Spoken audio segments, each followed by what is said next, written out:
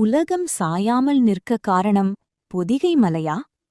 உங்களுக்கு பொதிகை மலை பிடிக்கும் என்றால் லைக் பண்ணுங்க, சப்ஸ்கிரைப் பண்ணுங்க.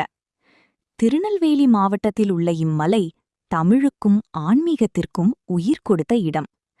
குருமுனி என்று அழைக்கப்படும் அகத்தியர் வாழ்ந்த தலம். சிவபெருமான் இமயமலையில் திருமணம் செய்தபோது உலகம் வடதிசை தாழ்ந்து தென்திசை உயர்ந்தது. அதைச் சமன்படுத்த அகத்தியரை சிவன் தெற்கே அனுப்பினார். அகத்தியர் பொதிகை மலையில் அமர்ந்துதான் அகத்தியம் என்ற முதல் தமிழ் இலக்கண நூலை எழுதினார். இவர் மருத்துவத்தின் தந்தை என்றும் அழைக்கப்படுகிறார். இந்த மலையில் அகத்தியர் ஜோதி தெரிவதாக இன்றும் பழங்குடி மக்கள் நம்புகிறார்கள். மனிதர்களால் எட்ட முடியாத மிக அடர்ந்த பகுதிகளில் சித்தர்கள் இன்றும் அரிய வகை மூலிகைகளை பாதுகாத்து வருவதாக கூறப்படுகிறது.